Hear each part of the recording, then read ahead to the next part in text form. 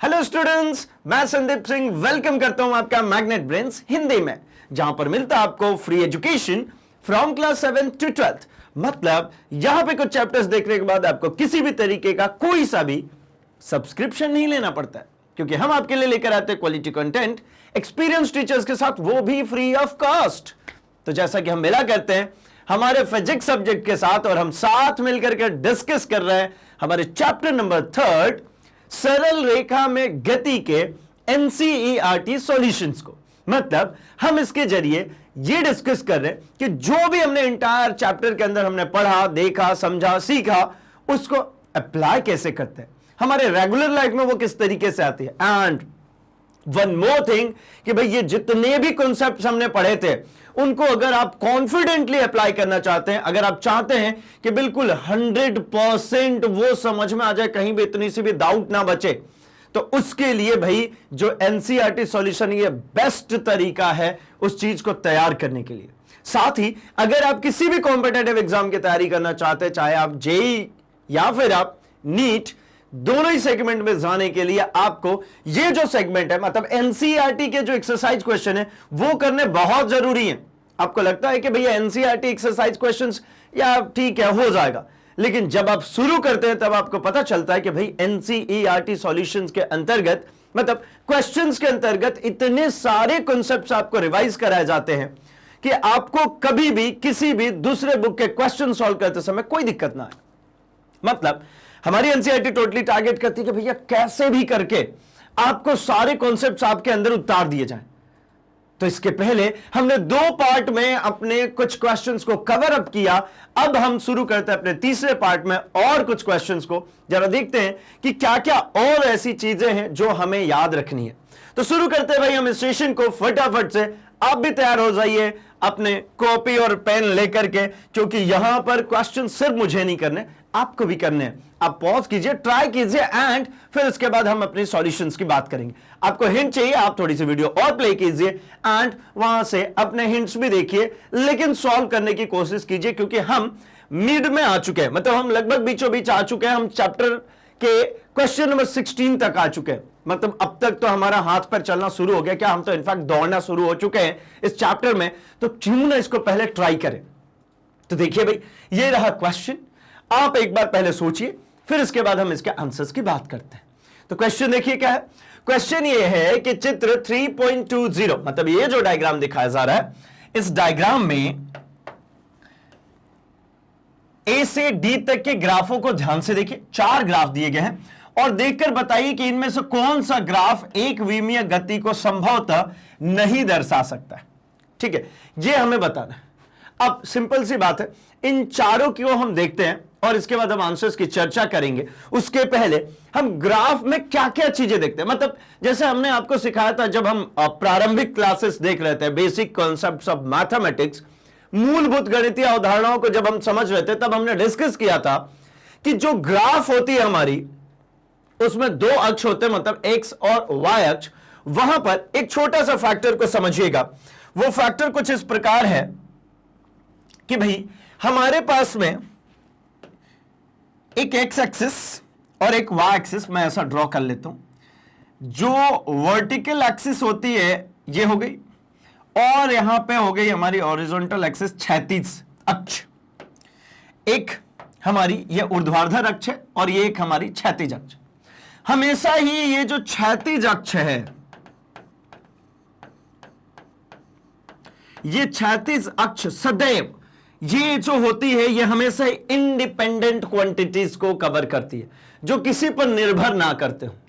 ठीक है, मतलब इसमें जो भी चीजें आएंगी वो कैसे आएंगी भाई, तो इसमें आती है इंडिपेंडेंट क्वांटिटी। और ये कैसी क्वांटिटीज होती है भाई, तो ये हमेशा ही डिपेंडेंट क्वांटिटीज। मतलब ये हमारी है ऊर्ध्वाधर, ये हमारी वर्टिकल एक्सिस है, ये हमारी क्षैतिज हॉरिजॉन्टल एक्सिस है। अब यहां पर हम ग्राफ की बात थोड़ी सी कर ले, फिर इसके बाद डिस्कस करेंगे। देखिए, कोई भी ऐसी मशीन आप नहीं बना सकते, अर्थात कोई भी एक ऐसा फंक्शन नहीं लिख सकते कि एक ही इनपुट के लिए 2 आउटपुट हो। मैं ऐसा कहता हूं कि आपने कोई एक ऐसा इक्वेशन लिखा कि उसमें आप एक इनपुट डालें मतलब एक वैल्यू पुट करे और उसके दो दो आंसर आ जाए। जैसे एक सिंपली मैं लिखता हूं, देखिए y equals to 3x plus 2। मैं एक टेबल बनाता हूं, यहां पे मैं वैल्यूज रखता हूं, यहां y और यहां पर x। यहां पर क्या करना होता है भाई, ऐसे खूब सारे बनाए होंगे आपने, x की वैल्यू रखिए। मतलब मैं इसको अगर इस तरीके से लिख लूं f of x is equal to 3x plus 2, तो मैं सबसे पहले लिखना चाहता हूं f ऑफ 1। x की जगह पे मैं कितना पुटअप कर रहा हूं 1। अगर f ऑफ 1 लूंगा तो 3 इंटू 1 प्लस 2 दैट इज 5। अगर यहां पे मैं लेता हूं f ऑफ 0, तो 0 कहां लिखना होता है, इस x की जगह पे रखिए ना, 3 इंटू 0 प्लस 2, ये तो पूरा 0 हो गया, आंसर विल बी 2। मतलब ऐसा कुछ समझ में आ रहा है क्या कि मैंने x की वैल्यू 1 रखा तो y की वैल्यू 5 आई, x की वैल्यू 0 रखा तो y की वैल्यू 2 आई। ऐसे मैंने f ऑफ -1 रख लेते हैं, चलिए एक नेगेटिव में भी, तो ये कितना हो जाएगा भाई, तो 3 इंटू -1 प्लस 2, -3 प्लस 2 मतलब -1, यानी इसको अगर -1 रखूंगा तो ये भी कितना आ गया, -1 आ गया। अल्टीमेटली आपको कुछ बात समझ में आ रही है क्या, मेरे हर एक x के एक वैल्यू के लिए एक ही आउटपुट है, एक ही y का वैल्यू है। हर एक x के लिए y का जो मान है वो सिंगल मान है भैया। कभी ऐसा नहीं होगा कि x के एक ही मान के लिए y के दो दो वैल्यूज आने शुरू हो जाएंगे, कभी नहीं, नेवर। मतलब जब मैं यहां पे ग्राफ प्लॉट करूंगा तब भी तो ये बातें फॉलो होनी चाहिए ना। जैसे मैं अगर ये एक लाइन ऐसा बनाता हूं तो हाँ ये ग्राफ सही है, कोई दिक्कत नहीं। किस चीज को निरूपित कर रहा है मैं इसकी बात नहीं कर रहा हूं, है ना। ये किसी भी चीज को निरूपित कर सकते हैं, किसी के भी ग्राफ हो सकता है। मैं तो सिंपली बात कर रहा हूं कि क्या ये ग्राफ सब वैलिड है, तो हाँ भाई ये तीनों ग्राफ वैलिड है, कोई दिक्कत नहीं।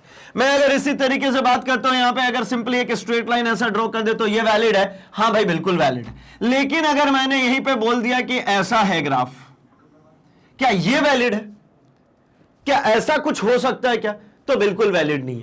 क्यों नहीं है उसका कारण सुनिए। कभी भी ग्राफ में मेरे x, ये x पे कोई भी एक मान हो, उसके लिए y का मान देखिए, यहां से परपेंडिकुलर ड्रॉ करूंगा तो y का एक मान तो ये आ गया, इसी से ऊपर ड्रॉ करूंगा तो y का दूसरा मान आ गया, इसी पे ऊपर ले जाऊंगा तो y का तीसरा मान, मतलब y1 y2 y3, यानी एक इनपुट के लिए तीन तीन आउटपुट। ऐसा हो सकता है क्या, कोई ऐसा फलन बन सकता है क्या कि जिसमें तीन तीन आउटपुट देखने को मिले, तो ये बिल्कुल गलत है, ऐसा कुछ भी नहीं होगा, ऐसी कोई इक्वेशन नहीं। भाई मैं तो उदाहरण भी नहीं दे पा रहा हूं कि एक ऐसा उदाहरण दूं जिसके जरिए आप ये समझ जाओ कि हाँ यार ये दो आ जाएंगे, भाई आएंगे ही नहीं ना, कभी संभव नहीं है। एक इनपुट के लिए एक ही आउटपुट होगा। जैसे मैं ये अगर ऐसी ग्राफ बनाऊं, ये संभव है, ये चलेगा। आप यहां पर देखिए, अगर आपने x का एक मान यहां पे कंसीडर कर लिया तो इसके y का एक ही मान आएगा, x का एक मान कंसीडर किया, y का एक ही मान आएगा। नो डाउट अगर मैं इसको बिल्कुल ऐसे सीधे स्ट्रेट लेके जाऊं, भाई मैं यहां x के मान में चेंज करूं, y के मान में कोई चेंज नहीं, x के मान में चेंज करो, y का मान वही का वही है, लेकिन दो तो नहीं आ रहा है ना। एक इनपुट के लिए एक ही आउटपुट है ना। भले ये है कि भाई ये सपोज ये x3 पर भी उतना ही है, x4 पर भी उतना है, x2 पर भी उतना है, मतलब तीन तीन इनपुट के लिए आउटपुट एक, ये चलेगा। तीन तीन इनपुट के लिए आउटपुट एक, ये चलेगा। लेकिन ऐसा हो जाए कि एक ही इनपुट के लिए तीन तीन आउटपुट, ना ना ना, ये कभी संभव नहीं है, ठीक है ना, ये कभी संभव नहीं है। तो मतलब ग्राफ में एक बेसिक बात और समझ में आती है आपको कि एक ही क्षैतिज तल के एक ही वैल्यू के लिए y में तीन तीन या दो वैल्यूज कभी भी संभव नहीं है। तो मैंने तीन किया, दो की भी बात कर सकते हैं, दो वैल्यूज भी कभी भी पॉसिबल नहीं है। अर्थात मुझे एक बात समझ में आ चुकी है कि जैसे ये पॉसिबल नहीं है, तो चलिए आते हम यहां पर और डिस्कस करते हैं। उन्होंने कहा था क्या एक विमीय चाल के लिए कोई बता रही है, तो सबसे पहले तो मैं कहूंगा कि भैया इनमें से कोई सी भी एक विमीय नहीं है। एक विमीय मतलब एक ही दिशा में चलना। अब सब में देखिए दिशा बदल रही है, तो एक विमीय की तो पिक्चर खत्म हो गई। ये चारों में से कोई सी भी एक विमीय नहीं है, ये तय हो गया। क्यों भाई, एक विमीय का मतलब एक ही दिशा में गति करना, इसमें सब में दिशा बदल रहा, सब में डायरेक्शन बदल रहा। मैं इसकी बात करता हूं, ये देखिए मेरे हाथ देखिए आप, भाई मैं दिशा बदल रहा हूं ना, बिना मैंने दिशा बदले ये तो हो नहीं सकता था। मैं दिशा कब नहीं बदल रहा होता, अगर मैं ऐसा बनाता, ये दिशा नहीं बदला मैंने, ये हो सकता था एक विमीय गति, किंतु ये सभी एक विमीय नहीं है। इसमें अगर हम बात करते हैं तो देखिएगा यहां पर भी दिशा, तो भाई अगर वृत्ताकार चला तो दिशा तो बदल ही रही। आइए चलिए हम जरा बात करते हैं एक एक करके सभी ऑप्शंस को। तो सबसे पहले ए की बात करते हैं। तो ए कहता है भाई कि ए में क्या दिक्कत है, मैं एक्सप्लेन करना चाह रहा हूं भाई आपके साथ में कि ये चारों में दिक्कत क्या है। आंसर तो मैंने दे दिया, क्या दे दिया भाई, चारों ग्राफों में से कोई भी ग्राफ एक विमीय को निरूपित नहीं कर सकता है। क्यों नहीं कर सकता है ना, क्यों, ऐसा क्या है? ठीक, चलिए तो मैं अब आपको सिखाता हूं, जो अभी आपको मैं अभी जस्ट सिखा के ला रहा हूं उसको आप एक बार अप्लाई करके बताइए। तो आप यहां पे देख पा रहे होंगे कि यहां पर देखिए ना, यहां पर टाइम है और यहां पर क्या है भाई, तो यहां पर है एक्स, मतलब यहां पर डिस्प्लेसमेंट, मतलब ये डिस्प्लेसमेंट टाइम ग्राफ है, ये विस्थापन समय ग्राफ है। और यहां पर समस्या क्या है, तो समस्या ये है, टाइम की एक वैल्यू निर्धारित कर दीजिए। मैं तो सीधे एक लाइन ड्रॉ कर दे रहा हूं, टाइम की एक वैल्यू निर्धारित करते हैं, भाई सीधे ही हो जाओ यार, टाइम की एक वैल्यू निर्धारित करते हैं। अब इस टाइम की वैल्यू पर, ठीक है ना, इस टाइम के इस वैल्यू पर मैं इसको डॉटेड कर देता हूं, ठीक। अब टाइम के इस वैल्यू पे अगर आप ध्यानपूर्वक देखते हैं तो आपको यह प्रतीत होता है कि इस t सेकेंड पर, t1 सेकेंड कह लेता हूं, एक यहां पर डिस्प्लेसमेंट है कितना भाई, x1, और एक डिस्प्लेसमेंट इसी पर मिल गया x2। भाई ऐसा कैसे हो सकता है कि सेम टाइम चला और वही व्यक्ति ऐसा कि वही व्यक्ति एक बार यहां पर है और एक बार यहां पर है, एक बार x1 पे और एक बार x2 पे, सेम आदमी। ऐसा हो गया तो जादू हो जाएगा, है ना, मिरेकल। और नहीं तो लोग भूत भूत कह के भग जाएंगे। क्यों भाई? क्योंकि ये देखो ना भाई, एक ही समय पे दो जगह दिख रहा है, मतलब वो दो जगह पहुंच गया, यानी दो विस्थापन हो गया। ऐसा होगा क्या? नहीं होगा। अभी तो सिखाया कि एक समय, मतलब एक ही एक्स एक्सिस की वैल्यू के लिए वाई की दो वैल्यू नहीं आ सकती, मतलब यहां पर टाइम के एक ही वैल्यू के लिए यहां पर मुझे दो आंसर नहीं मिल सकते हैं। साथ ही आपको यहां पर भी दिख रहा होगा, ये देखिए यहां पर भी अगर मैं करता हूं तो दो आंसर, कहीं पर भी कीजिए आप, यहां पर भी कर लीजिए, यहां पर भी देखिए दो आंसर, ऐसा कभी संभव नहीं। और दूसरा एक और है कि दिशा हर सेकंड बदल रही है, बिल्कुल बदलने चली जा रही है, दिशा हर सेकंड बदल रही है, मतलब कण एक साथ दो स्थितियां नहीं हो सकती, कण की एक साथ दो स्थिति नहीं हो सकती। कोई भी ऐसा नहीं है कि एक ही समय में दो जगह हो जाए, कभी नहीं संभव है। चलिए आगे बढ़ते हैं, हम बी की बात करें। ठीक है, बी की अगर हम बात करते हैं तो यहां पर क्या डिस्कस करूंगा मैं, तो आप देख पा रहे होंगे यहां पर भी वैसी ही कुछ कंडीशन बन गई। क्या बन गई भाई? आप अगर यहां पे आ जाए, इसको आप T1 कह लेते हैं, बाहर लिखता हूं मैं इसको, ये एक लाइन मैं यहां पे एक टाइम लेता हूं। इसके लिए आप देखेंगे तो ये नेगेटिव में भी एक मान है और यहां पे अगर आएंगे तो पॉजिटिव में भी, है ना। ये नेगेटिव और पॉजिटिव का मान कैसे देखते हैं भाई? एक सीधी लाइन यहां से ड्रॉ कीजिए, देखिए इधर भी और इधर भी। इस t के मान के लिए y एक्स पे, मतलब ये जो ग्राफ है, ये ग्राफ ऐसे ही दिख रहा है कि ये वेलोसिटी टाइम ग्राफ है, ये जो है ये वेग समय ग्राफ है। और इस वेग समय ग्राफ में मुझे दिख रहा है एक वेग पॉजिटिव में और एक वेग नेगेटिव में, और समय एक ही है। एक ही समय पे कोई पॉजिटिव में चल रहा है और कोई नेगेटिव में चल रहा है, मतलब एक बार v की पॉजिटिव दिख रही है और एक v नीचे भी दिख रहा है। ऐसा कभी संभव है क्या? यह भी बिल्कुल संभव नहीं है। तो मतलब ये दो तो रिजेक्ट हो गए। तीसरे की बात करते हैं चाल। तो चाल तो ऐसा संभव हो सकता है भाई, लेकिन इसमें क्या खराबी आ गई? तो इसमें खराबी आ गई कि आप अगर कहेंगे तो यार ये ज्यादा है, ये नीचे आया कम हो गया, फिर ये ज्यादा हो गया, ये कम हो गया। भाई ऐसा तो चाल हो सकता है, चाल बढ़ेगी चाल घटेगी, ये सब हो सकता है, सब सही है, बिल्कुल मान लिया। लेकिन ये हॉरिजॉन्टल यानी क्षैतिज अक्ष के नीचे है, क्षैतिज अक्ष के नीचे है, मतलब चाल y अक्ष पे है, तो यहां पर ये नीचे तो माइनस ऑफ चाल है ना। ये चाल नीचे कैसे हो जाएगी? नेगेटिव ऑफ चाल। क्यों? क्योंकि ये है ओरिजिन, ओरिजिन जो होता है ये होता है 0 0, इससे नीचे बढ़ेंगे तो सब नेगेटिव। तो भैया चाल कभी नेगेटिव होती है क्या? ये वाला जो सेगमेंट है, ये जो पूरा सेगमेंट है यहां से यहां तक का, ये वाला सेगमेंट, ये सेगमेंट कभी भी संभव नहीं है चाल के केस में, क्योंकि चाल कभी नेगेटिव नहीं होती, क्योंकि चाल डिपेंड करती है हमारे दूरी पर, और दूरी कभी भी नेगेटिव नहीं होता है। मतलब समझ गए, चाल नेगेटिव नहीं होगी, यानी ये तीसरे वाले को काट दिया।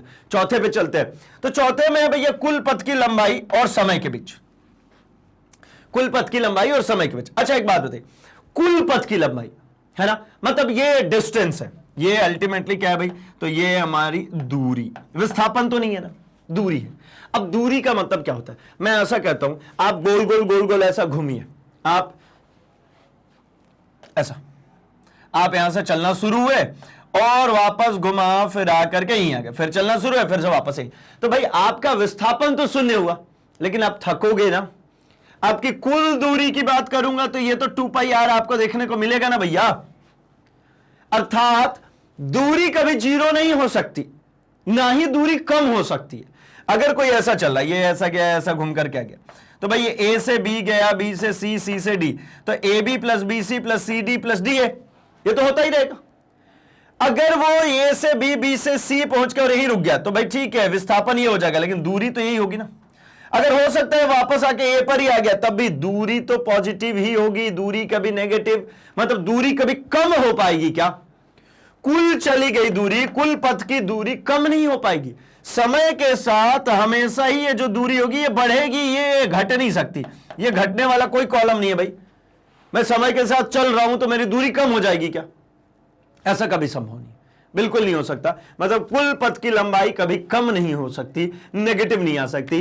ये सभी इसमें गड़बड़ियां थी, इसीलिए हमने कहा कि ये चारों में से कोई भी एक विमीय गति का उदाहरण नहीं हो सकता, या फिर उसके ग्राफ को नहीं डिनोट कर सकता है। आंसर देख लीजिए, कण एक साथ दो स्थितियां नहीं हो सकती, ए में गड़बड़ था। कण की एक ही समय में दो विपरीत दिशाओं में गति नहीं कर सकता, मैंने बताया। यहां पर v नेगेटिव का था, यहां पर v पॉजिटिव का था, ऐसा नहीं हो सकता एक ही समय में, है ना। एक ही समय का मतलब ये दिख रहा होगा ना, यहां पे नेगेटिव पॉजिटिव, यहां भी बात करेंगे तो देखिए हर जगह हर बिंदु पर दो दो मान है, नहीं हो सकता। चाल सदैव धनात्मक होता भी है, चाल धनात्मक होता है, यानी ये नीचे वाला सेगमेंट नहीं होना चाहिए, यही तो अपन डिस्कस किए। अब इसके बाद कुल पथ की लंबाई कभी भी समय के साथ घट नहीं सकती, अर्थात यहां पे अगर देख रहे हैं तो ये लंबाई क्या होगी, बढ़नी ही चाहिए भाई, ये घट नहीं सकती। ठीक है, तो आई होप कि अब आपको ये बात समझ में आ चुकी है कि ये ग्राफ्स क्यों हमने रिजेक्ट कर दिए थे, ठीक है ना। चलिए, तो भाई मैं बढ़ता हूं अपने अगले क्वेश्चन पे, और आप अगेन इस क्वेश्चन को भी एक बार देखिए, पहले ट्राई कीजिए भाई, वीडियो को पॉज कीजिए, पहले ट्राई कीजिए, फिर इसके बाद हम फर्दर इसके डिस्कशन करेंगे। चलिए भाई, तो अब तक देख चुके होंगे, आप कर भी चुके होंगे, एक बार मैच कर लेते हैं ना। चलिए क्वेश्चन रीड करते हैं। तो कह रहे हैं यहां पर 17th में, चित्र में किसी कण की एक विमीय गति एक्सटी ग्राफ से दिखाया गया। ये रहा एक्सटी ग्राफ। अच्छा, एक्सटी ग्राफ क्या होता है भाई? तो एक्सटी ग्राफ का मतलब हमें समझ में आता है कि एक्स का मतलब विस्थापन से, अल्टीमेटली ये हो गई हमारी विस्थापन, और यहां पर हमारे पास में गिवन है समय। विस्थापन समय ग्राफ से दिखाया गया है। ग्राफ से क्या यह कहना ठीक होगा कि t less than zero, t less than zero का मतलब कौन सा रीजन? ये वाला रीजन। ये यहां से यहां तक की अगर मैं बात करता हूं इधर की तरफ, तो ये t लेस देन जीरो है।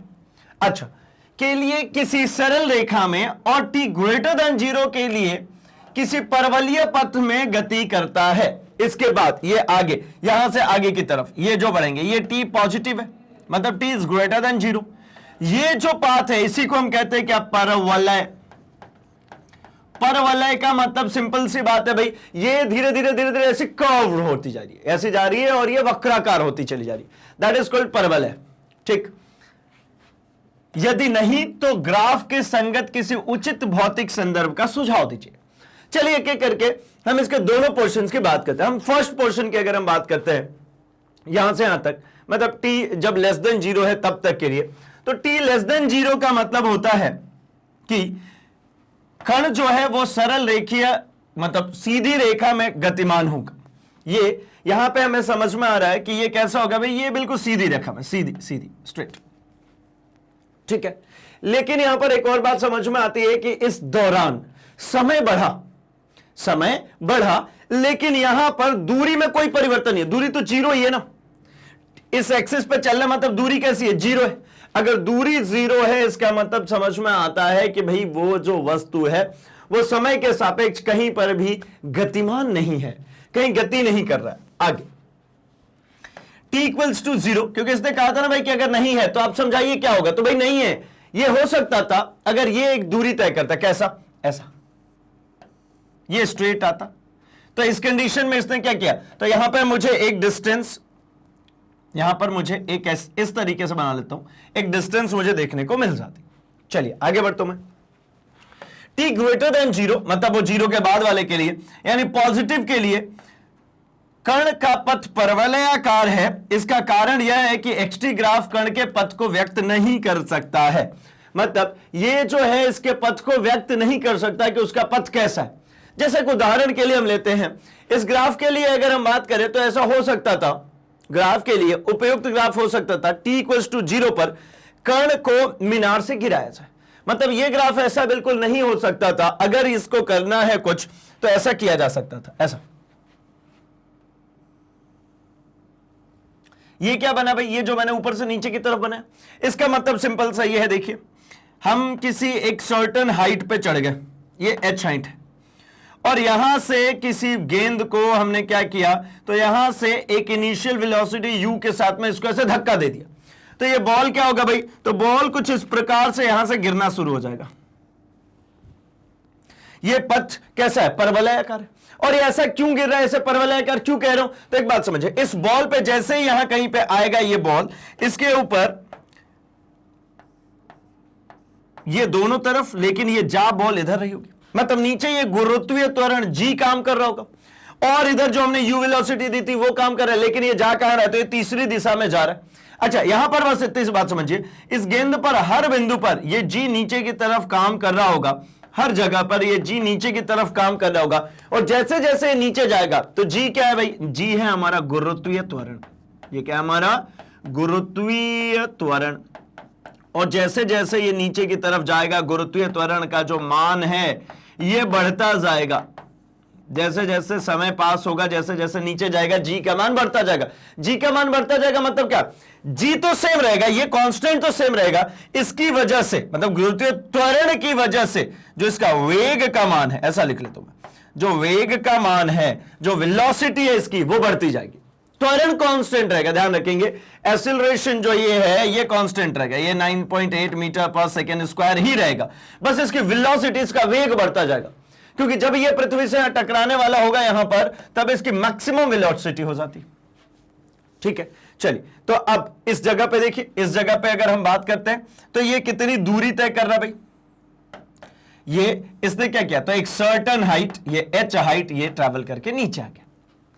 ठीक, चलिए, यहां से अब आपको समझ में आया होगा कि भाई ये एक ग्राफ जो यहां पर गिवन था वो एक्सप्लेन नहीं कर पा रहा था, तो क्या बना सकते हैं भाई, तो परवलयाकार पथ दो ही केसेस हो सकती है, एक जो मैंने अभी हाइट से बताया, एक पथ परवलयाकार ऐसा हो सकता है, हमने किसी बॉल को लिया और किसी एक एंगल पे थ्रो कर दिया, ऐसा एक एंगल पे थ्रो कर दिया, तो ये गेंद क्या होगा, तो ये गेंद ऐसा देखिएगा, ये ऐसा, ये गेंद चलेगा और ऐसा आकर के गिर जाएगा, एक सर्टेन हाइट तक जाएगा और इसके बाद वापस आके गिर जाएगा। जैसे किसी क्रिकेट की बॉल को बैट्समैन ऐसा हिट किया, तो जब यहां से हिट कर रहा होगा तो बॉल ऐसे उठती जाएगी, फिर वापस आकर के ऐसी गिर जाएगी। ये जो पूरा का पूरा टॉपिक है, ये नेक्स्ट क्लास, मतलब जो हमारी चैप्टर नंबर कह सकते हैं, हमारा जो 4th चैप्टर है, वहां से इनिशिएट हो जाएगा, तो घबराने की जरूरत नहीं है, अभी हम उसके अंदर डीपली नहीं चल रहे, वहां पे हम और डीप में बात करेंगे।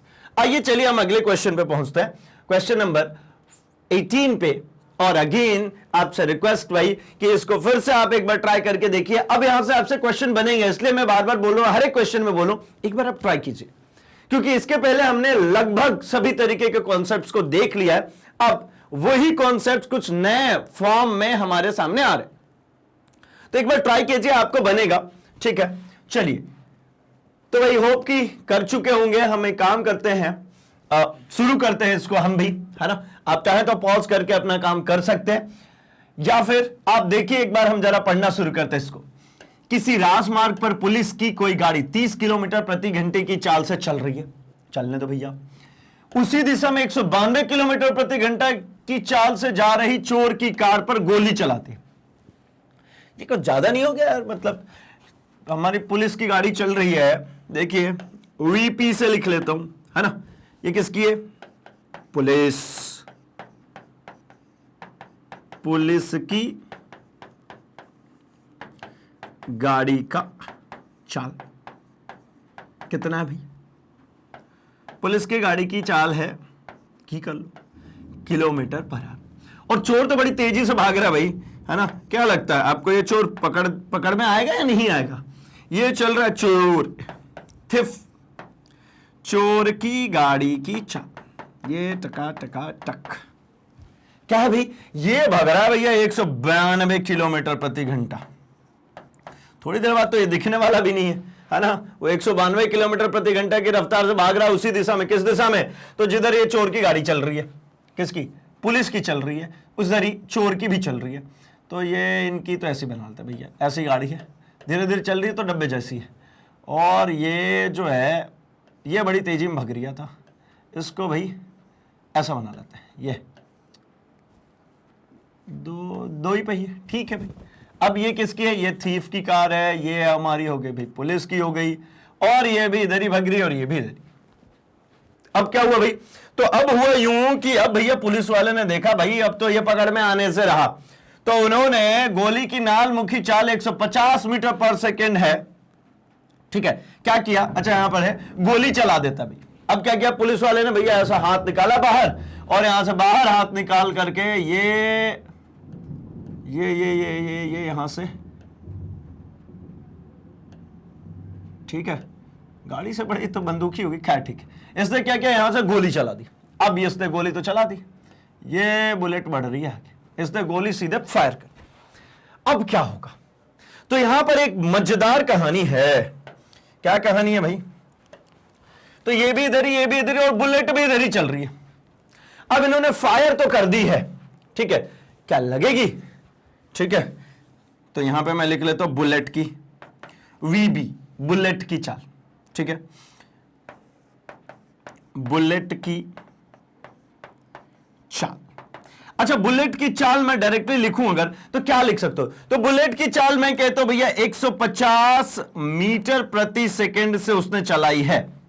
तो क्या एक बात बताइए, पुलिस की, जो पुलिस जिधर चल रहा है इसकी चाल और जो बुलेट है इसकी चाल, क्या दोनों ऐड होंगे या नहीं होंगे? भाई जब अपेक्षिक गति हमने देखा था तो हमने क्या समझा था? ये भी इधर ही चल रहा है और ये भी इधर ही, तो मतलब ये बुलेट और गन तो पहले से ही चल रही है 30 किलोमीटर प्रति घंटे की रफ्तार से, क्योंकि पुलिस वाला गाड़ी में से ही बंदूक से चला रहा है भैया गोली। तो मतलब ये तो एक बात समझ में आती है कि इसको मैं काम कर लूं, मैं किलोमीटर प्रति घंटा को मीटर प्रति सेकंड में चेंज कर लेता हूं, ठीक है ना? तो इसको मीटर प्रति सेकंड में चेंज करने के लिए क्या करना होगा भाई? तो ये हो जाएगा ऊपर 1000 और नीचे हो जाएगा ये 3600। अच्छा 2 0 से 2 0 कैंसिल हो गया, क्योंकि 1000 भाई, तो ये किलोमीटर को मैंने चेंज कर लिया मीटर में, आवर्स को मैंने किस में चेंज कर लिया? सेकेंड में, तो ये हो गया 10/36, ठीक। फर्दर अगर इसको सॉल्व करते हैं तो क्या मिल सकता है भाई? 18 से 2 में कट जाएगा, 18 दूनी 36 और 15 में, तो ये हो गया मेरा 150/18 मीटर प्रति सेकंड, ठीक है, 150/18 मीटर प्रति सेकंड। और कट जाएगा, और कटा सकते हैं, ठीक है। मैं यहां पर लिखता हूं कि भाई ये फाइनली कटाई लेते हैं आप, छोटा हो जाए 150, इसको कटा लेते हैं 50 से, और ये 6×18, 50/6 लिख लेता हूं, ठीक है ना? अब अच्छा लगा, तो इसको प्लस कर देता हूं मैं 50/6। आप बोलेंगे क्यों कर दिया भाई बुलेट की चाल में? तो मैं कह रहा हूं भैया बुलेट और गन तो पहले ही 50/6 मीटर प्रति सेकंड के रफ्तार से चल रहे थे, ऊपर से अब फायर हो गई, तो ये दोनों वेलोसिटीज एक ही दिशा में, तो दोनों ऐड हो गई। अब ऐड तो हो गई, चलो अब क्या हो गई भाई? ये दोनों जुड़ने के बाद मिलेगा क्या मुझे? तो मुझे ये मिल जाएगा 900 + 50/6। आई थिंक सही कर रहा हूं मैं, 6 का एलसीएम हो जाएगा, है ना?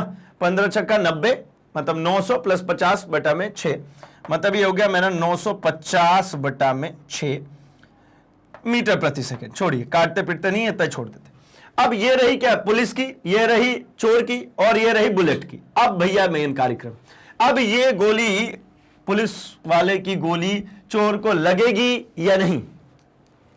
तो भैया सस्पेंस बरकरार है, ठीक है, ट्राई कर लेते हैं। तो क्या होगा देखिए, बुलेट की अपेक्षिक चाल या गति लिख लेते,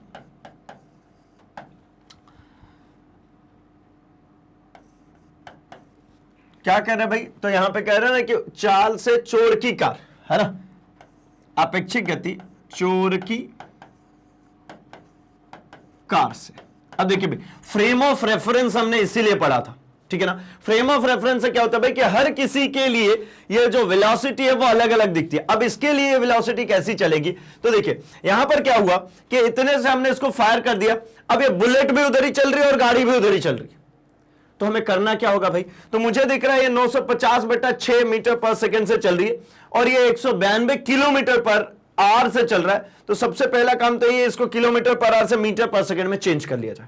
तो चलिए भाई इसको कर लेते हैं फटाफट। 192 किलोमीटर पर आवर को मीटर पर सेकंड में, तो 192 किलोमीटर पर आवर को मीटर पर सेकंड में करने के लिए हमें क्या करना होता है भाई, तो 5/18, ठीक है ना। अगर इसको हम कैंसिल करते हैं तो ये आई थिंक ये कैंसिल हो जाना चाहिए 6 से 3 बार में कैंसिल हो गया। 6 से अगर इसको कैंसिल करते हैं तो 6 से 3 बार में 18, 1 और बच जाएगा वो 12, मतलब 6 दूनी 12, यानी ये हो जाएगा 32, 5 दूना 10 और 15 और 1 16, 160/3, ठीक है। तो ये कितना हो गया भाई, तो इसको मैं लिख सकता हूं 160/3,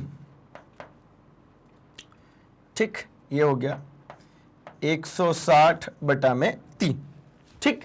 अब क्या काम करूं, तो ये 160/3 मीटर पर सेकेंड ये आ गया। हमें निकालना था इसके सापेक्ष, तो अब यहां पे मैं निकालता हूं सापेक्ष, मतलब मैं अब लिख लेता हूं VTB, मतलब थिफ और बुलेट के लिए, ठीक है ना, थिफ और बुलेट के लिए। या फिर इसको ऐसा लिख लेता हूं मैं, BT कर लेता हूं। BT करने से क्या हो गया भाई, बुलेट का थिफ के रिस्पेक्ट में, है ना, बुलेट की अपेक्षित गति चोर की कार के रिस्पेक्ट में। तो क्या होगा भाई, ये दोनों एक ही तरफ चले तो ये सेपरेट होता जाएगा ना, माइनस होते चले जाएंगे ना। ये जितना आगे बढ़ेगा ये भी उसका पीछा कर रहा है। अब भैया अगर ये तेज चल रहा होगा बुलेट और इसकी गाड़ी धीरे चल रही होगी तब तो ये जाकर के लगेगा, और अगर नहीं चल रही होगी तब, अगर चोर तेज चल रहा होगा तो भैया आगे ही भाग जाएगा ना, वो कहां रुकने वाला।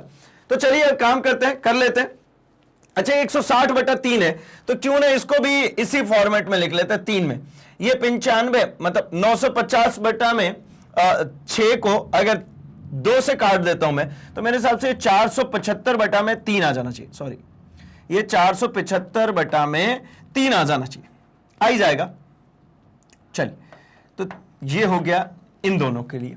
अब क्या करना है भाई, तो अब सिंपली निकालना है VB minus VT, bullet minus में थिफ। तो बुलेट कितना भाई, बुलेट चल रही है 475/3, ऑब्वियसली ये तेज चल रही है बुलेट, और जो है चोर की गाड़ी जो चल रही है भैया वो चल रही है 160/3।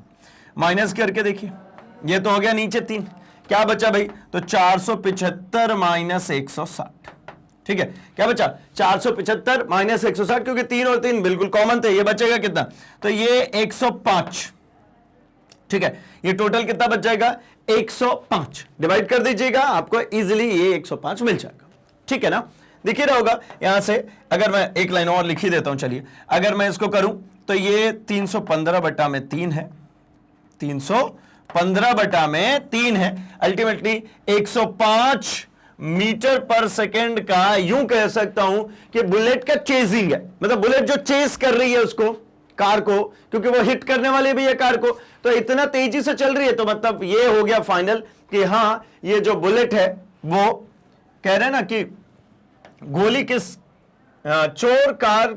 चोर की कार को गोली किस चाल के साथ आघात करेगी, तो चोर की कार को गोली सिर्फ और सिर्फ कितने से, 105 मीटर पर सेकंड की स्पीड से ही आघात करेगी, जबकि चलाया 150 से था, गोली 150 से चल रही थी, लेकिन उसको लगेगी जो नुकसान होगा चोर का वो कितने से होगा भाई, नॉर्मली उसको 105 मीटर पर सेकंड का ही नुकसान झेलना पड़ेगा, क्योंकि वो उसी दिशा में चल।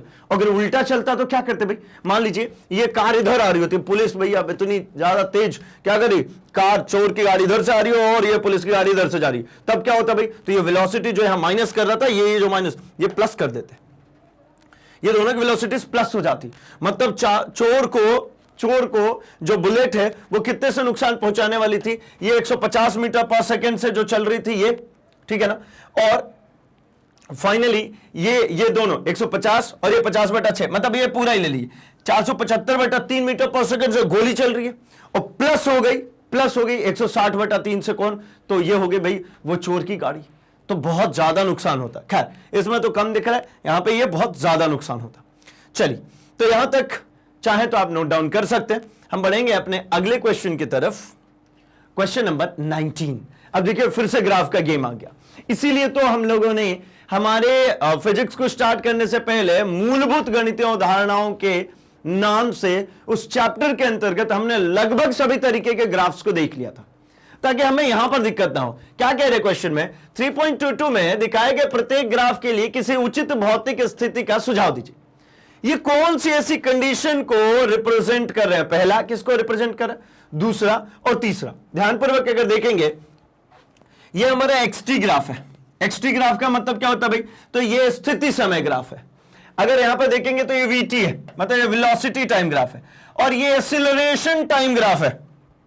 ध्यान से देखिए, एटी मतलब क्या? Acceleration time graph. अब भाई कौन सी ऐसी स्थिति होगी कि टाइम बढ़ते जा रहा है, ये टाइम बढ़े जा रहा है, बढ़े जा रहा है, बढ़े जा रहा है, लेकिन उसकी पोजीशन चेंज नहीं हो रही।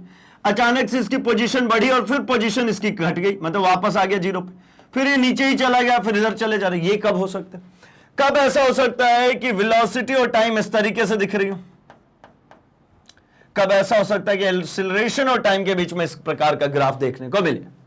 ठीक है, सोचिए जरा, एक बार सोचिए, और सोचने के बाद में इसके आंसर्स पे हम आते हैं और हम इसके आंसर्स को डिस्कस करते हैं भाई। तो चलिए भाई, इसको स्टार्ट कर लिया जाए एक बार, है ना। तो यहां पे क्या दिख रहा है अपने को? यहां पर दिख रहा है हमें कि यहां इनिशियली ये जो टाइम है, ठीक है, ये टाइम टी पर, और यहां पर क्या है भाई? एक्स, मतलब यहां पर विस्थापन, यानी ये विस्थापन और समय के बीच में एक ग्राफ है।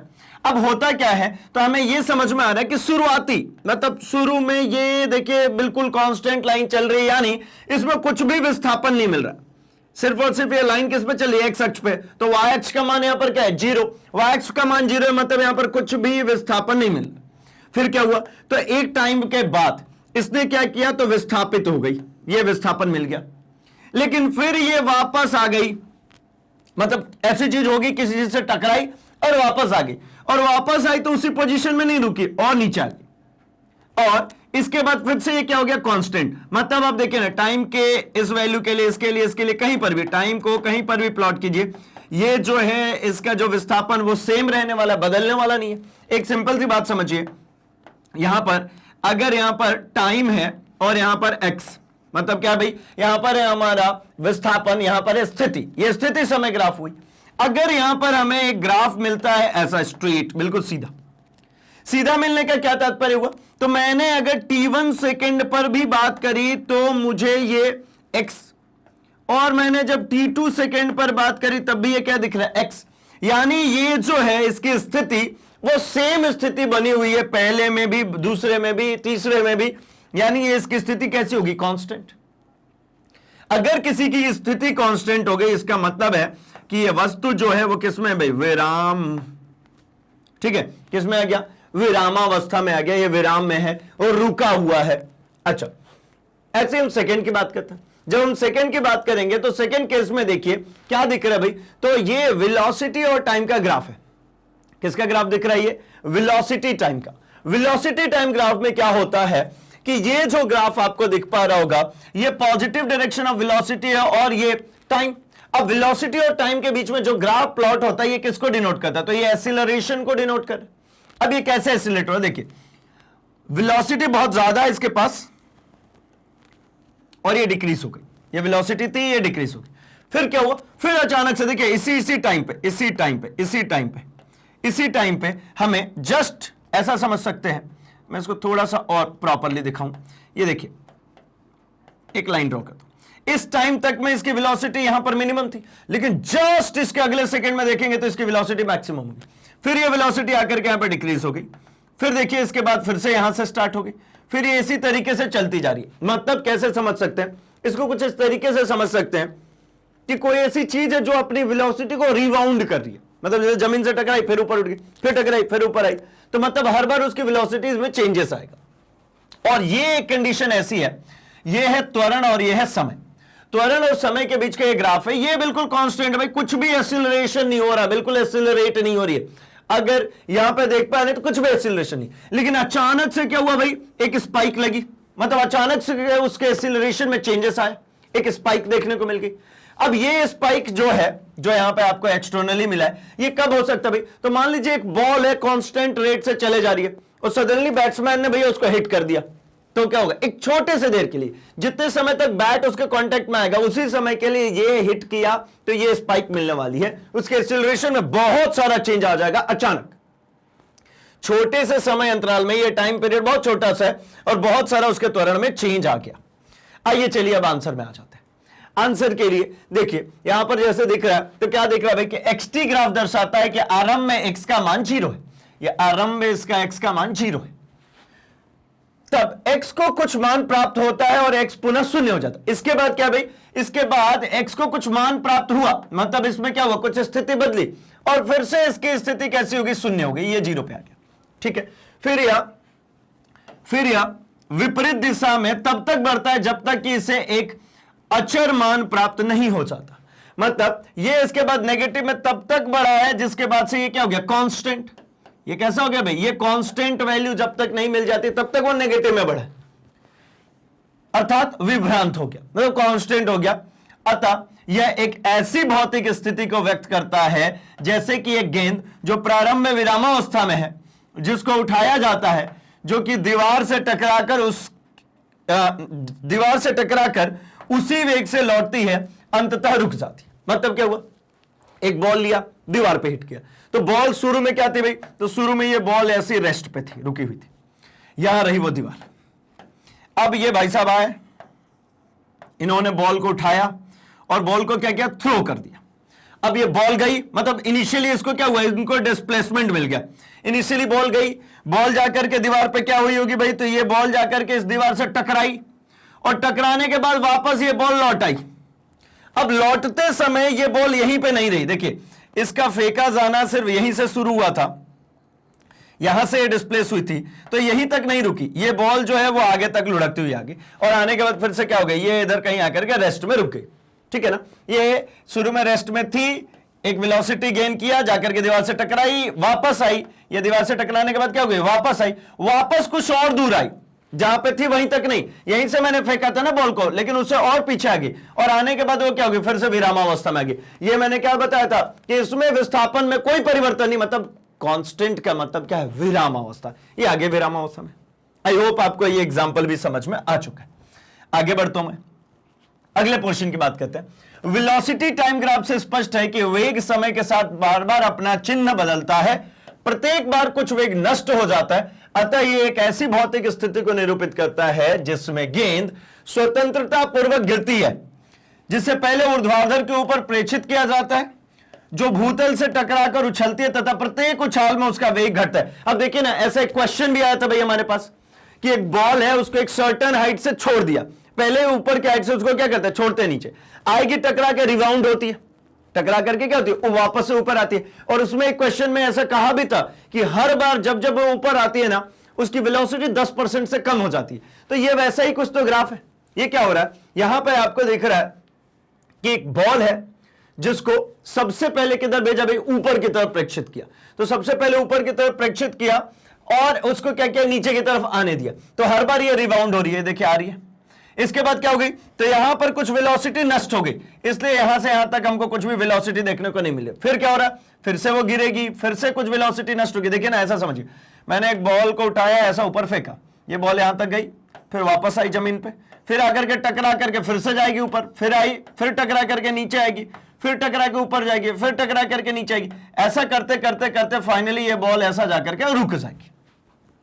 ऐसे होता है ना भाई, एक बार बॉल को ऊपर फेंका, ये आया ठक ठक ठक ठक ठक ठक करता हुआ रुक गया। तो ये हो गया भाई इसके लिए ग्राफ।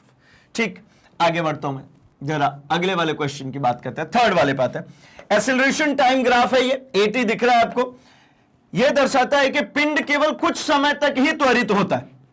मैंने क्या बोला था भाई कि पिंड जो है ये बहुत छोटे से टाइम, बहुत से छोटे से टाइम के लिए क्या हो रहा है, त्वरित हो रहा है।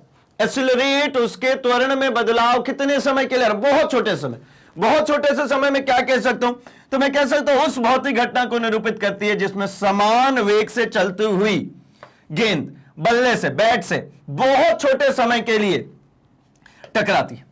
भाई जब बैट से हिट करते हैं बहुत कम समय के लिए टकराती है, और जितने कम समय के लिए टकराएगी फोर्स उतना ज्यादा होगा, इसको कहते हैं हम इंपल्स। और ये चीज हमारे आगे आने वाले चैप्टर्स में देखने को मिलेगी। खैर यहीं पर आते हैं, इसी की बात करते हैं। यहां पर आप समझिए, बैट से जितने कम देर के लिए वो बॉल टकराएगी ना, उतनी ही दूर जाने वाली है बॉल, मतलब उतना ज्यादा ही फोर्स एक्सर्ट होने वाला है उस पर, और उतना ही ज्यादा त्वरित होने वाली है, एक्सीलरेट होने वाली है बॉल। चलिए, आई होप कि आपको ये सारी बातें भी समझ में आ चुकी। हम बढ़ते हैं अपने अगले क्वेश्चन, क्वेश्चन नंबर 20 पे। ये कह रहे हैं 3.23 में, मतलब यहां पर एक डायग्राम गिवन है, किसी कण की एक विमीय सरल आवर्ती गति के लिए एक्सटी ग्राफ दिया गया है। इस गति के बारे में आप अध्याय 14th में पढ़ेंगे। मतलब ये भी बता रहे भाई ये 14th चैप्टर में ही हमको पढ़ना है, ठीक है। ये हमको एक चैप्टर मिलने वाला सिंपल हार्मोनिक मोशन, सरल आवर्ती गति के बारे में पढ़ेंगे। ये आवर्ती गति है। आवर्ती गति मतलब जो अपने आप को बार बार रिपीट करे। ये देखिए यहां से जो चीज चल रहा है यहां तक आके खत्म हो गया, फिर से यहां से क्या हुआ भाई, तो यहां से नया रिपीट हुआ, ये अपने आप को फिर से किया रिपीट। अगर उसी तरीके से एक पीछे की तरफ बढ़ते हुए आएंगे तो यहां पर भी आप पाएंगे कि ये यहां से आ रही है, ये देखिए अपने आप को करे रिपीट। ये तीनों ही कलर से जो मैंने बनाया है ये एक ही चीज है ना, बार बार अपने को रिपीट करे, इसीलिए इसको कहते हैं हम आवर्ती गति। ठीक है, आगे बढ़ते हैं। तो इस गति के बारे में 14 में पढ़ेंगे। क्या ठीक है, t equals to 0.3 second, 1.2 second, 1.2 second के बाद में -1.2 सेकेंड। ठीक है, कण के स्थिति, वेग व त्वरण के चिन्ह क्या होंगे। बहुत आसान है भाई, हम इस गति के बारे में तो वहां पढ़ने वाले हैं, लेकिन हमने ग्राफ बनाना सीख लिया तो हम इसके आंसर कर सकते हैं। एक बात बताइए, आइए सबसे पहले हम बात करते हैं at t equals to 0.3 second. ये पहला 0.3 सेकेंड का मतलब क्या होगा, देखिए ये जो है ये टाइम है, मतलब ये 0, 1 सेकेंड, 2 सेकेंड, 3 सेकेंड ऐसा चल रहा है, और ये इसकी स्थिति है। ठीक है, और हमें पता है स्थिति समय का जो स्लोप होता है, इसका जो ढाल होता है, ढाल हम हमेशा y अक्ष अपॉन x अक्ष करके ही निकालते हैं। तो y अपॉन x अगर मैं करता हूं यहां पे तो आपको क्या प्राप्त होगा भाई, तो y पे क्या है आपका, तो यहां पर है आपका विस्थापन, और नीचे क्या है, नीचे समय। अगर मैं यहां पे विस्थापन बटा में समय कहता हूं, अर्थात यहां से मिलने वाला वेग, यहां से क्या मिलेगा मुझे, वेग। अब चलिए शुरू करते हैं। t इक्वल्स टू 0.3, 0.3 कहां होगा, ये 0 है, ये 1 है, मतलब ये 0.5 होगा, मतलब यहां कहीं पे पॉइंट होगा ये 0.3 सेकेंड। ये बीचों बीच तो 0.5 हो गया ना, आधा हो गया, उससे थोड़ा सा पहले होगा 0.3, मतलब यहां कहीं पे, लेट मी प्लॉट, यहां कहीं पे मुझे मिल रहा है, ये देखिए। तो ये वैल्यू कैसी है, ये तो -x होगा ना, नीचे की तरफ क्या होगा, ये -x, अगर ऊपर की तरफ +x तो नीचे की तरफ -x, मतलब यहां पर मैं अगर कहता हूं उसकी स्थिति, या मैं विस्थापन लिख देता हूं, अच्छा स्थिति लिखा है तो चलिए स्थिति लिखते हैं। स्थिति कैसी है भाई, तो स्थिति इसकी नेगेटिव है, तो इसका वेग कैसा होगा, तो देखिए जो इसका वेग है, जो इसकी वेलोसिटी है ना, अगर इसकी वेलोसिटी की बात करते हैं तो ये इसका वेग भी कैसा हो जाएगा भाई, तो इसका वेग भी हो जाएगा नेगेटिव, इसका वेग भी नेगेटिव है। लेकिन अगर मैं त्वरण की बात करता हूं तो देखिए मैं SHM के अकॉर्डिंगली या फिर मैं आवर्ती गति के अकॉर्डिंगली बात नहीं करता हूं, मैं सिंपली बात करता हूं जहां तक हमने अभी पढ़ा हुआ है। तो इसके हिसाब से तो एक बात समझ में आता है भाई कि एक्सेलरेशन जो होता है वो होता है अंतिम वेग बटा प्रारंभिक वेग। त्वरण जो होता है ये होता है अंतिम वेग माइनस प्रारंभिक वेग बटा में समय। अब बताइए ना, यहां पे अगर आप ध्यानपूर्वक देखें तो प्रारंभिक वेग इसका कितना था, 0, और अंतिम वेग कैसा था, तो अंतिम वेग तो ज्यादा ही हुआ है भाई, है ना, अंतिम वेलोसिटी बढ़ी है ना, तो अंतिम वेग तो इसका ज्यादा ही हुआ है। तो भाई प्रारंभिक वेग कम, अंतिम वेग ज्यादा, तो ये कैसा मिलेगा, तो त्वरण जो मुझे मिलने वाला है वो मिल जाएगा मुझे पॉजिटिव। खत्म। अगला 1.2 सेकेंड पे, एट 1.2 सेकेंड, आइए 1.2 सेकेंड पे चलते। 1.2 सेकेंड मतलब यहां कहीं, यहां पर क्या मिलेगा, तो ये देखिए यहां पर ये x मिल गया इसके लिए, तो ये कैसा मिल रहा है, ये x की वैल्यू यहां पर कितना है, पॉजिटिव। अगर यहां पर x की वैल्यू पॉजिटिव दिख रही है तो मतलब समझ में आ गया कि इसकी स्थिति जो है ये पॉजिटिव है, तो इसका जो वेग होगा वो भी कैसा होने वाला है भाई, ये भी पॉजिटिव है, और इसका जो त्वरण होने वाला है, जो एक्सीलरेशन होने वाला है, ये भी कैसा है, ये भी पॉजिटिव है। खत्म। अब आगे बढ़ते हैं, अगला बात करते हैं -1.2 सेकेंड पे, at t equals to -1.2 second.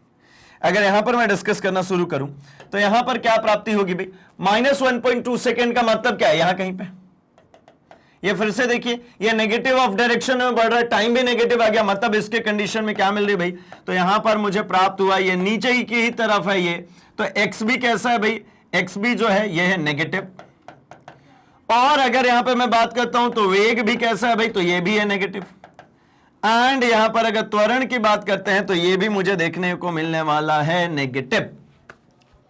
ठीक है ना, ये ऋणात्मक दिशा में ही है, मतलब नेगेटिव डायरेक्शन में, तो मतलब ये सब कुछ हो गया हमारा नेगेटिव।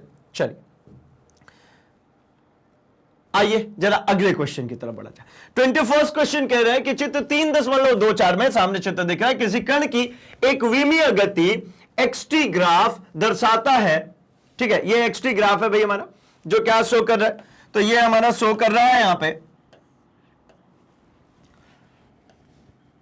3 समान अंतराल दिया गया है, किस अंतराल में औसत चाल अधिकतम है और किसमें न्यूनतम है, प्रत्येक अंतराल के लिए औसत वेग का चिन्ह बताइए। अब एक बात समझिए, सिंपल है इसका आंसर क्या है, ये है हमारा x और ये है हमारा t, और हमने अभी आपको सिखाया कि भैया जो ढाल होता है, जो स्लोप होता है, वो हमेशा निकाला जाता है y अक्ष पे जो भी मान हो अपॉन में x अक्ष पे जो भी मान। भैया ये कोई फॉर्मूला नहीं है जो मैं लिखा रहा हूं, ये सिर्फ और सिर्फ आपको याद रखने के लिए काम कराता हूं मैं ये। तो ये क्या कह रहा है भाई, इसके अकॉर्डिंगली तो मुझे समझ में आ रहा है y अक्ष पे जो है वह है स्थिति, विस्थापन ही लिख देता हूं। स्थिति मतलब क्या, विस्थापन अल्टीमेटली, और नीचे जो गिवन है ये क्या है भाई, समय। तो विस्थापन बटा में समय किस बात को देगा भाई, तो ये देगा हमें वेग के बारे में जानकारी। अब एक बात बताइए, जिसका ढाल ज्यादा होगा उसका वेग भी ज्यादा। एक छोटी सी बात और मैं सिखाता चलूं, बहुत आसान है और ये सीखना जरूरी है। ठीक है, मान लीजिए थोड़ा सा मैं इस लिख से हट रहा हूं, लेकिन मैं बात करना चाह रहा हूं आपसे कुछ इंपॉर्टेंट है। मान लीजिए ये 3 वेग हमारे पास में आ गए। ठीक है, इसको मैं कह लेता हूं v1, इसको कहता हूं v2 और इसको v3। 3 अलग अलग लोग चल रहे हैं, तीनों का वेग दे दिया और xt टाइम ग्राफ मतलब स्थिति समय ग्राफ। अब हमसे मांग रहे हैं, हमसे ये पूछ रहे हैं कि आप बताइए किसका वेग ज्यादा है, पहला दूसरा तीसरा किसका ज्यादा है। तो भाई इसको निकालने का एक अच्छा तरीका होता है, यहां से एक परपेंडिकुलर लाइन ड्रॉ कर दीजिए। यहां देखिए ये आ गया, ये x3 लिख लेता हूं, ये जो आ गया ये हो गया मेरा x2 और ये जो हो गया मेरा हो गया x1। अब सीधी बात, यहां से जिसका ढाल ज्यादा होगा, जिसका स्लोप ज्यादा होगा, उसकी वैल्यू भी ज्यादा होगी। तो देखिए ये तीनों निकलेंगे कैसे, समझ में आ गया।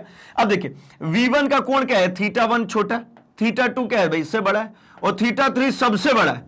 ये v3 का कोण सबसे बड़ा है, तो जो सबसे ज्यादा कोण है मतलब जिसमें ज्यादा स्लोप है, ज्यादा ढाल है, वो ज्यादा होगा वेलोसिटी। तो यहां पर इसी तरीके से ढाल देखिए ना कहां पर है, यहां पर अगर मैं बनाता हूं, ये देखिए मैं इसको रेड कलर चेंज करता हूं, सी यहां पे अब मुझे देखने को मिल रहा है ये है ढाल। ढाल कैसे निकालेंगे, ऐसे ही उस बिंदु पर एक x अक्ष के समानांतर लाइन खींच दीजिए और दूसरा जो स्लोप है वो तो बनेगा ही।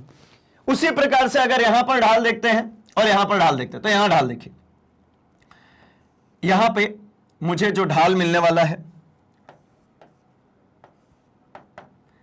इन दोनों कोणों के बारे में आप समझिए। एक और है, यहां पर भी एक कोण है, यहां पर भी बना लेता हूं, ये इन कोणों के बारे में समझिए, है ना। इसको बड़ा कर सकते हैं, इसमें कोई लफड़ा नहीं भाई, बड़ा तो कर ही सकते हैं। इन कोणों के बारे में देखिए आपको क्या दिख रहा है, कौन सा कोण बड़ा और कौन सा कोण छोटा दिख रहा है। तो मुझे तो भाई यहां पर देखने को मिल रहा है कि जो 2 है, मतलब ये जो ये वाला जो एंगल है, ये सबसे छोटा एंगल ये दिख रहा है, ये 2 है, ये लिखा है 2 मतलब ये 2 है, ये 1 लिखा है मतलब 1 है, और ये 3। तो थर्ड वाले का कोण देखिए यहां पर, है ना, θ3 बड़ा दिख रहा है, ये θ2 जो है छोटा दिख रहा है, और यहां पर θ1 है। अगर मैं एक ऑर्डर में बनाऊं तो मैं तो ऐसा लिखूंगा, यहीं पे लिखता हूं, θ2 सबसे छोटा, इसके बाद θ1, इसके बाद कौन भाई, तो θ3। अगर आपने देख लिया तो मैं इसको हटाता हूं ताकि आप, है ना, ओरिजिनल डायग्राम से देखें तो आपको और अच्छे समझ में जाएगा। अब देखिए यहां पे ज्यादा झुकाव दिख रहा है ना, यहां पे ज्यादा झुकाव है, यहां पे कम झुकाव है, और यहां पे सबसे ज्यादा झुकाव है, ये देखिए यहां पे सबसे ज्यादा झुकाव है। ठीक, तो मतलब क्या समझ में आ गया भाई कि अगर थीटा से अगर कंपेयर करना शुरू करूं तो ये अल्टीमेटली वेलोसिटी है, वेलोसिटी 2 कम है, वेलोसिटी उसके बाद 1, उसके बाद और 3 सबसे ज्यादा। तो सबसे तेज वेग किसकी है भाई, तो थर्ड की।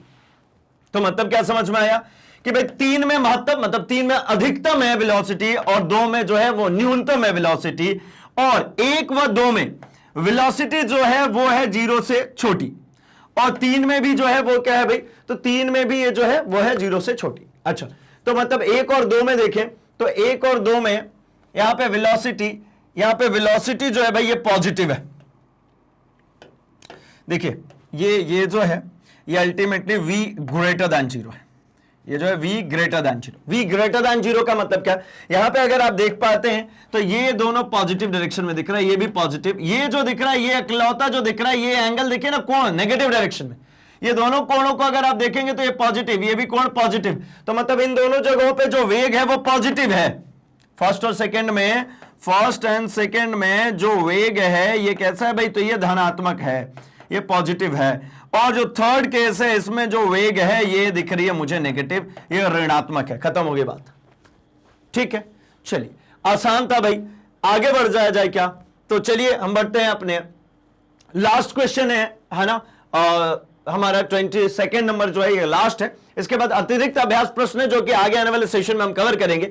इस सेशन के लिए लास्ट क्वेश्चन है, आइए इसको भी फटाफट खत्म करते हैं। सेम तरीके की चीज चलने वाली है, लेकिन ध्यान रखिएगा इस बार यहां पर चाल और यहां पर समय आ गया, वहां पर एक्सटी था, ठीक है ना, वो स्थिति समय ग्राफ था, ये चाल और समय के बीच में ग्राफ आ गया। मैंने बोला था ना, यही तो बोला था कि भैया आप परेशान बिल्कुल मत होइए, आप देखिएगा एनसीईआरटी ने ना आपके लिए ऐसे ऐसे क्वेश्चन परोसने हैं कि आपके हर एक छोटे बड़े डाउट्स बिल्कुल इजीली क्लियर होते चले जाएंगे। ठीक, आइए तो 3.25 में किसी नियत स्थिर दिशा के अनुदिश चल रहे कण का चाल समय ग्राफ दिया गया है, ठीक है।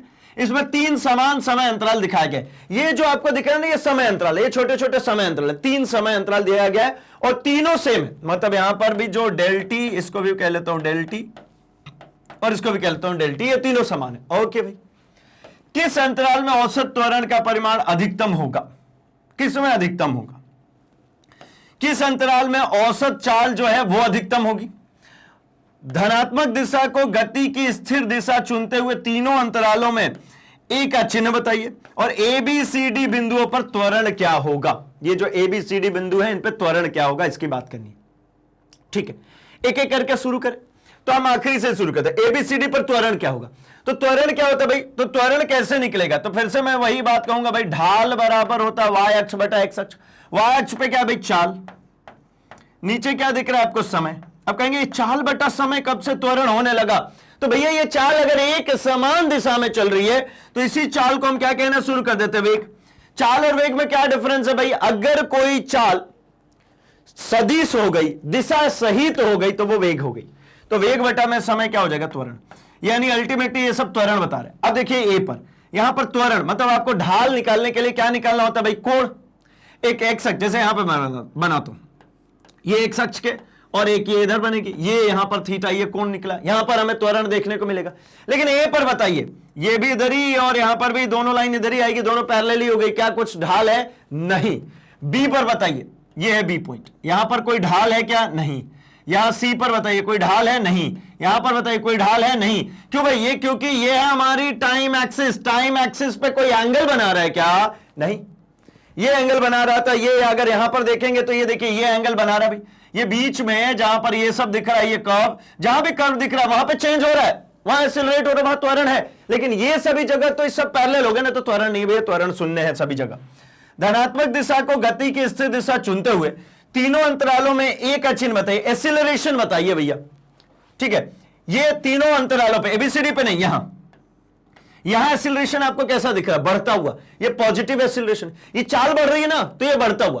क्यों भाई, कैसे कह रहे हैं, तो ये देखिए ये फाइनल वेलोसिटी होगी और ये इनिशियल वेलोसिटी, ये v हो गया और ये u हो गया। और एक्सीलरेशन के लिए तो हमने पढ़ा था v माइनस यू अपॉन में t, v मतलब फाइनल अंतिम वेग माइनस प्रारंभिक वेग बता में समय, तो v बड़ा है और u छोटा है, सामने से दिख रहा है, v बड़ा है u छोटा है, तो v minus u upon T. अच्छा t को भी डेल टी लिख लेता हूं, तो ये आपको कैसा मिलेगा, ये धनात्मक ही तो मिलेगा ये v। क्यों भाई, क्योंकि v बड़ा है u से। आगे बढ़ते हैं, यहां पे आइए, यहां पे बात कीजिए, ये हो गया हमारा कहां पे भाई, ये फर्स्ट, ये सेकंड केस में। तो यहां पे आपको क्या दिख रहा है, यहां पे आपको दिख रहा है ये रही आपकी फाइनल वेलोसिटी और ये रही आपकी इनिशियल वेलोसिटी। आप बोलोगे कैसे, अपनी मर्जी से थोड़ी कह दोगे, तो मैं भैया आपको समझा लूं। ये देखिए समय, पहले वाला जो समय होगा वो प्रारंभिक वेग u और जो अंतिम वाला होगा वो फाइनल वेग v। अब यहां पर आप देखिए ना, यहां पर क्या दिख रहा है, v is less than u। v जो है फाइनल वेलोसिटी, अंतिम समय पे जो वेग है वो कम है, प्रारंभिक में जो है वो ज्यादा है, तो इसका मतलब acceleration equals to v minus u upon t. ये फॉर्मूला थोड़ी बदल दूंगा मैं, अंतिम माइनस प्रारंभिक ही होगा। लेकिन मुझे पता है भाई कि जो प्रारंभिक है ये ज्यादा है और ये अंतिम कम है, तो ये अगर ज्यादा है इसका मतलब क्या हो जाएगा, ये जो वैल्यू आएगी ये आएगी नेगेटिव। ये रिटार्ड हो रही है। अच्छा वैसे भी समझिए ना, ये नीचे की तरफ जा रही है ना, यहां पे एंगल बना लीजिए तो देखिए ये त्वरण किधर बन रहा है, ये नीचे। एक बात समझाता हूं, देखिए कोण अगर एंटी क्लॉकवाइज बनता है तो ये पॉजिटिव है, और यही कोण अगर कैसा बनने लगता है भाई, क्लॉकवाइज, घड़ी की दिशा के अनुदिश, तो ये नेगेटिव है। और ये ऊपर की तरफ बन रहा है तो ये कैसा है, ये पॉजिटिव है। समझ गए होंगे भाई, कोण जब भी बनता है इधर से इधर बनता है एंटी क्लॉकवाइज, और क्लॉकवाइज बनेगा तो क्या हो जाएगा, नेगेटिव। तो यहां पर तो कोण क्लॉकवाइज बन रहा है, यहां पे मैं बनाता है इस वाले पॉइंट पे, तो यहां पर आप कोण बना के देखिए ये कैसा दिख रहा है, ये पॉजिटिव दिख रहा है, ये धनात्मक, वो ऋणात्मक। और अगर इसी तरीके से तीसरे में बात करें डी पर, है ना, तीसरे केस में यहां पर, तो यहां तो यार कुछ भी चेंजेस दिखने को ही नहीं मिल रहा है। ये देखिए नहीं, कुछ चेंजेस देखने को मिल रहा है क्या, ये आपकी फाइनल वेलोसिटी या आपकी इनिशियल वेलोसिटी, ले आइए इसको, ये भी और ये भी दोनों एक ही लाइन पे, मतलब u एंड v दोनों यहां पर कैसा समान है। तो यहां त्वरण हो रहा है क्या, नहीं, यहां पर वो एक समान वेग से चल रही, यहां पर कोई त्वरण नहीं है, यहां पर एक समान वेग है, कोई त्वरण। त्वरण तो तब होगा ना जब वेग परिवर्तित हो, वेग परिवर्तित नहीं हो रहा, मतलब यहां पर कोई भी त्वरण नहीं हो रहा है। ठीक, चलिए हटा दिया जाए भाई, आ जाए आप जरा इसके आंसर पर। तो आंसर में कह रहे हैं ना भाई, खंड 2 में जो त्वरण है उसका परिमाण जो है वो अधिकतम है, महत्तम है, मैक्सिमम है। ये देखिए यहां पे कितना ज्यादा ये चेंज हो रहा है भाई, ये जो होता है इसका इनिशियल वेलोसिटी और ये इसकी फाइनल वेलोसिटी, तो initial velocity u, final velocity v, इसके बीच में देखिए डिफरेंस बहुत ज्यादा है। अगर मैंने यहां पर डिफरेंशिएट करने की कोशिश की तो यहां पर डिफरेंस कम है। ठीक, चलिए आगे बात करते हैं। खंड 3 में औसत चाल का परिणाम महत्तम है। खंड 3 जो है यहां पर जो औसत चाल जो एवरेज वेलोसिटी है उसका परिमाण जो है वो अधिकतम है, सबसे ज्यादा। क्यों है भाई, क्योंकि इसके दोनों ही टाइम पे देखेंगे तो ये मैक्सिमम पे, यहां पे तो एक ज्यादा था तो एक कम हो गया। ये देखिए ना, ये कम है, ये कम है, ये भी कम ही है। ये ग्राफ देखेंगे तो सबसे ऊपर यही ग्राफ है, तो भाई एवरेज भी तो ज्यादा ही आएगा ना, जब नंबर्स बड़े होंगे तो एवरेज भी बड़ा आएगा। अच्छा, खंड 1, 2 और 3 में v जो है वो ग्रेटर देन 0 है, खंड ए में a जो है वो ग्रेटर देन 0 है, एंड खंड 2 में a लेस देन 0 है, तथा खंड 3 में a बराबर। मतलब क्या बोला था कि यहां पर ये पॉजिटिव, यहां पर भी ये क्या होगा, यहां पर ये नेगेटिव, और यहां पर क्या करेंगे तो यहां पर 0, यहां पर एक्सेलरेट ही नहीं हो रही, त्वरित ही नहीं हो रही है।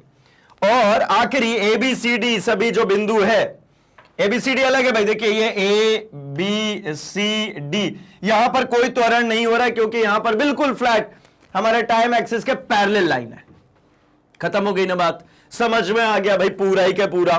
मतलब जो हमने टारगेट फिक्स किया था कि एनसीईआरटी सॉल्यूशंस के माध्यम से हम सारे ही कॉन्सेप्ट्स को कवर अप कर लेंगे, और उन सभी को हमने कवर अप किया।